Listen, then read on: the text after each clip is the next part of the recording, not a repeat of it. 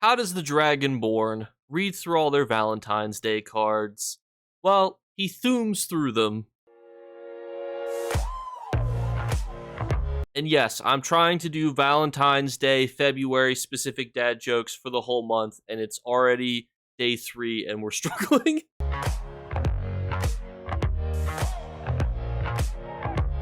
What's going on, YouTube? It's that time of year. It's time for an updated PvP class tier list. Now, we're going to be breaking down a lot of information here today, and I do want to note too that the stock footage you're going to be seeing on screen is my participation in the BG live stream event. So that'll be overlaid while we discuss which classes are the best for PvP. We have the S tier, the A tier, the B tier, the C tier, and the F tier. Now, I consider 4 primary types of PvP when I am making this tier list. The first one is dueling in a 1v1. How well does that class perform?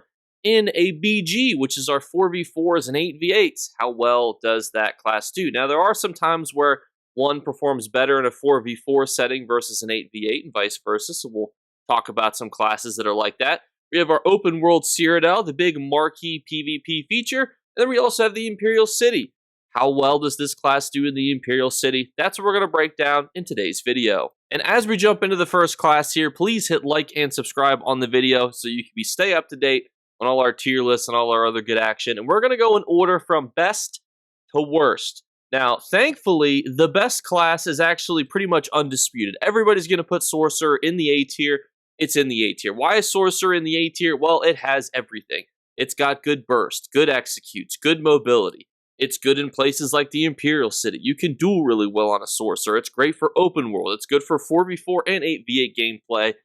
While it might not be the best class for all of those types of content, it's generally, even on the most controversial opinions, it's still in the top 3 for all of those types of content amongst its class brethren. So Sorcerer is an easy class to jump into for PvP. It's a really good and overpowered class with everything that we had discussed, and it's pretty uncontroversial. This is where it gets a little spicy, though. And it's the spiciest pick ever from a Jakeclips tier list ever, and that's the Warden going in S tier. Now, there are tons of people running to the comments right now, but let's talk about why Wardens are so much higher than they previously had been. Well, things like Northern Storm are so good as an ultimate that they're banned from dueling contests. So, if it has to be banned from a lot of types of dueling one-on-one contests, you know that it's very good. It also has the ability to do AoE burst, so your highest class potential with something like a Warden is exceptionally high. Its survivability is exceptionally good as well. The other thing too is that in my solo class tier list, we broke down solo classes. Well, we also need to discuss how good these classes are in organized gameplay, and the Warden, in its ability to support others, is also fantastic. You're going to see tons of Wardens in ball groups in the same way that you could see tons of Sorcerers in ball groups. So not only is it good for that solo 1vx gameplay, it's also fantastic for its ability to fight people in a ball group as well and support teammates in organized fashion. So to me, that's why the Warden has moved up so many places. Now, where would the Warden not do as well? Well, it's very limited in its ability to deal burst to people right in front of them. It does have decent mobility, survivability, but not nearly to the extent that the Sorc does. It's also not as great for places like the Imperial City. There are other classes that are better than it in the Imperial City. But what I would say is it excels in that BG, Cyrodiil, and then dueling kind of format. Not to say that it's the best in any of those, but it's probably in the top 3 for all 3 of those categories, and probably just falls into like 4th or 5th for places like the Imperial City. Because I will tell you, a lot of these classes are exceptionally close. This is probably some of the closest class action we've ever had when it comes to a PvP tier list. Next up is another divisive pick because it has been nerfed with the changes to its invisibility becoming a toggle and costing resources to remain invisible. It is the Nightblade. Now, the Nightblade's in a bit of a weird spot because it excels exceptionally. In Imperial City, there's none better. Now, when you start thinking about, though, Cyrodiil, bombing, Nightblade is up there. Although Necromancer has also become one of the best bombing classes that you're going to start seeing, and we'll talk about that when we shift into talking about the Necromancer. So, what does the Nightblade do really well, and what does it kind of suffer in? Well, as we said, Overworld Cyrodiil, Nightblade, one of the best. It's mobility, it's got invisibility, extremely good burst, spectral bow, ridiculous. The other thing that kind of worries me about the Nightblade anytime I recommend it is that Nightblade sets get nerfed constantly. Think of every set that has ever been good on a Nightblade, for those of you who've done PvP for a while, how many times has it been nerfed? Even sets that are not the greatest on a Nightblade have been nerfed. I mean, Clever Alchemist used to be super popular on a Nightblade. It got nerfed. Now you have to be in combat, to drink a potion. So pretty much every set that the Nightblades love to use do get nerfed. And sometimes it's not just their changes to their skills that kind of make them fall down the tier list. But what they excel at is, again, the open world Cyrodiil combat, the ability to burst people from invisibility. You could do really cool brawler builds. Those are becoming a little bit more difficult with the changes to invisibility. Imperial City, it's probably the best class. But even in 4v4 battlegrounds, I think Nightblades really start to kind of teeter off. The maps are so much smaller, you just get one person to use detect pots, and then you just pull them out. Sorcerers especially are pretty good at countering Nightblades, and if a 50 gold potion can counter you in a 4v4 battleground, it could be a little bit difficult. Now, in 8v8s where there's more people, the maps are larger, it's definitely Nightblades thrive there a little bit more. It's also the same problem that they run into for dueling. You just drink a detect pot and you're like, oh look, they're right there. I found them.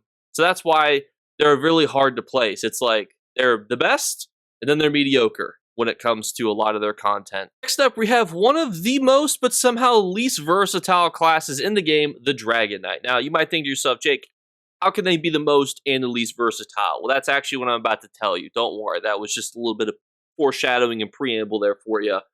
Dragonknights can use such a wide variety of sets. They can use things that are built around dots, around burst, around being tanky, around building ultimate. Now, you could say, Jake, can't all classes do that? The answer is yes, but Dragonknights always seem to do it better. Dragonknights have so much more flexibility with their builds than other classes. It's pretty ridiculous. But the funny thing is that it generally always boils down to them playing a very similar way. They're going to kill you while they're standing right in front of you, either with off balance, ultimates, bursts. They're going to be doing it from about 6 inches away from your face. And that kind of takes some points away from them for some people. But what I would look at it, though, too, would think, if you're in a 4v4, 8v8 BG, you want somebody that can apply a lot of pressure to people who are playing ranged classes. Especially in the day and age of the Sorcerer, being able to take flight right into the Sorcerer line and forcing them to not be able to just get free shots on your team in a 4v4, 8v8 is pretty good. Open World Cyrodiil, similar concept, being able to go toe-to-toe for anybody in melee range is a general blessing to have. And even if they do suffer from the non-ability to have ranged, it definitely does get made up for things such as dueling, where they generally perform very well. Dragonknight is a pretty divisive class. A lot of people think that it's too limited in what it wants to do, but I think putting it right smack dab in the middle of a tier list, when it's one of the best kind of melee martial classes, I think does suit its placement pretty well. It makes a lot of sense for where it is. Next up is actually going to be the Necromancer, and I'm going to put the Necromancer in the A tier. This is going to be a pretty, again, divisive tier list, but the Necromancer has seen such an increase in popularity, it's become ridiculous. Necro bombing, its AoEs, its crowd control, its support inside of ball groups has seen such a significant increase that while, yes, you're not going to take this bad boy to the Imperial City, but you're not going to really take a Dragonknight to the Imperial City either if you have maxed out, Nightblade or Sorcerer.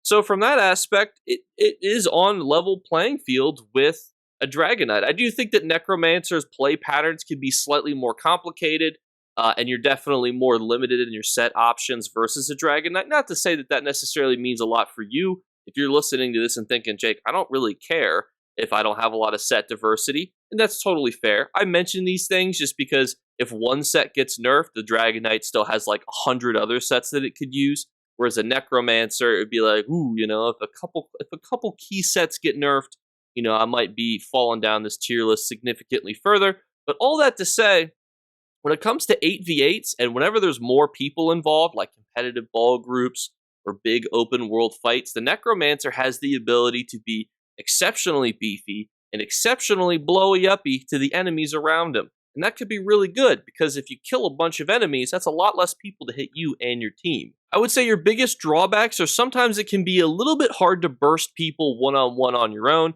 Oftentimes you're going to run into kind of being more of a support or a bomber tech person, and that can really limit you when you're trying to figure out what kind of gameplay style you want to get into. But in a group, a Necromancer is an A tier class. Next up, we have the Templar, which I will also be putting in the A tier. That just shows how close all of these are. Now again, this is my tier list. We base this on the 4 major types: dueling, battlegrounds, Cyrodiil, Imperial City. And when it comes to those types of content, dueling, Templar, pretty fantastic. Some people would put it in the top 3 classes. Some people might drop it to 4th. When it comes to battlegrounds, some people would put it in the top 3. Some people might drop it to 4th or 5th. Open world Cyrodiil, some people are going to put it, high up. Some people are going to put it in the middle. And then Imperial City, people are probably going to put it in the top 3 to 5 range when it comes to Imperial City. So it's definitely in that high tier, upper middle pack range for a lot of these things. And why is that? Well, it has a great survivability. It has ability to use things like burst. It sometimes does fall into the play patterns of using sets like Rallying Cry, Mechanical Accruity, which can make it feel a little bit easy to read what they're doing. When you're going against other people who know the play patterns of a Templar, sometimes you don't have as much burst surprise, but it makes up for that in its ability to just continually wear you down with its survivability. It has easy access to really good sets too. This is definitely another one that can run, tons of different mythics. It can run tons of different popular staples of PvP sets with really limited drawbacks. The biggest one sometimes that you'll see for Templars, mobility. It kind of runs into the I'm going to kill you from 6 inches away playstyle, which can sometimes feel kind of limiting for people. But if you are 6 inches away from people, you can just continually jab people and use that to build up your survivability, which can make it pretty easy for you to gameplay with. It is also one of the more staple-esque support sets in the game, but I don't think Templars are as popular as they once were for support. Ever since the rise of the Warden and the Necromancer, you don't necessarily see as many Templars playing the support role as you did. That doesn't mean that the Templars are bad. They're still in the A tier. It's just that the other classes have become significantly more competitive with where they are. And finally is the Arcanist, which is going into the B tier. I feel bad for the Arcanist because the Arcanist is a class that used to be close to S or A tier, depending on your thoughts and feelings on it. And it really was the jack of all trades class for a while. But unfortunately, ever since its DPS was nerfed to keep it competitive with the other classes for parsing, trials, dungeons, etc., it has seen a reduction in its damage output for PvP. So yes, you could have access to great shields and healings and tankiness, but you don't necessarily have the damage output necessary to compete. For example, the Templar survivability is also great, but it also has the ability to do significant amounts more of damage burst potential than even the Arcanist has able to.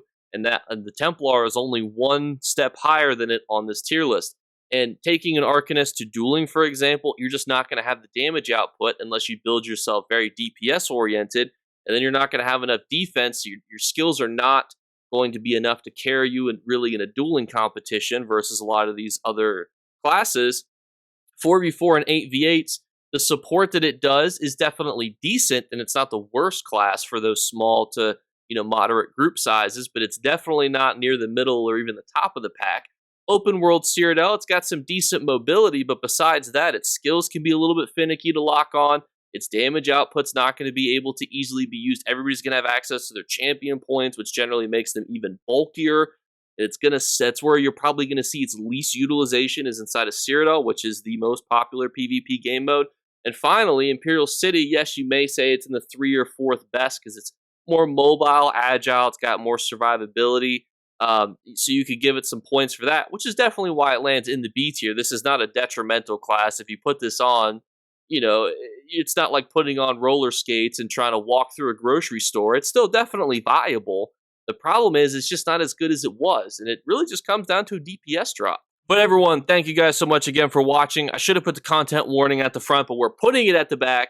this video had opinions in it. I'm not saying my opinions are necessarily correct. I always just try to give you guys my thoughts because everybody values things differently. You know, for example, some of you value Cyrodiil probably 90% of all PvP content. So to you, if it's good in Cyrodiil, you don't care how good it is in Imperial City or BGs because your focus is Cyrodiil. And if you guys want further breakdowns of just Cyrodiil or just BGs or just solo play for PvP, let me know because this kind of included a little bit of everything. We had ball groups, we talked about a little bit of solo play, its ability to survive on its own, how it fights people, does it have access to ranged options or is it really limited to melee options? So a lot of it was discussed, but if you have further questions, drop them in the comments below because I will be sure to answer as many as I can on this, but also feel free to join the Discord. I respond to every single message that I get on Discord, and we can always talk through what's the best class for you, as well as what's the best playstyle for you. Because a lot of these ones have access to both ranged and, melee options. Some do, not all of them, but we can break those down for you and find a good playstyle for you and help you get set up with some good PvP sets. So thank you one last time for watching. As always, we're doing our 3 giveaway drawings. All you have to do to enter is leave a comment in the comments below and just make sure to like the video. Second thing is just make sure you're subscribed/follow on Twitch and Twitter. And the third thing is look for a hidden word be flashed upon the screen. And last month we had 2 hidden words because we got some extra bonus codes from Zoss. So stay tuned. Look for the hidden words flashed upon the screen. There'll probably be 2 this month. Spoiler. And I'll catch you guys later. Bye, guys. You better remember to like and subscribe to Jakeclips. Or you should. I might have to pluck your eyes if you don't. Or, better yet, I'll skip rope with your entrails. Do it now. Subscribe. Ta-ta. Off with you.